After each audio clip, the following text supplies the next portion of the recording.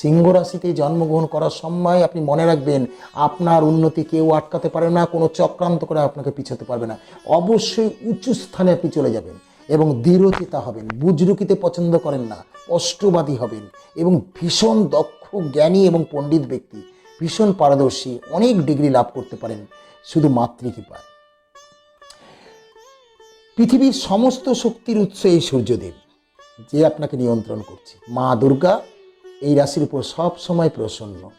সিংহ রাশির জাতক, আমি আমার জীবনে দেখেছি সিংহ রাশি অনেক অনেক জাতকরা ভীষণ টপ র্যাঙ্কের ইঞ্জিনিয়ার, অথচ কি সুন্দর তার ভাষাশৈলী, কি মধুর ব্যবহার। কেন বলুন তো? মাতৃকৃপা সিংহ রাশির হয়ে থাকে। উচ্চ পদাধিকারী পদে চলে যেতে পারে সিংহ রাশির, উচ্চ পদ, বড় বড় পদে চলে যেতে পারে একদম। সিংহ রাশি হয়ে থাকে প্রচণ্ড জ্ঞানী, বুদ্ধিমান, দৃঢ় মনের মানুষ। এদের উপর মায়ের কৃপা বর্ষিত হবেই হবে।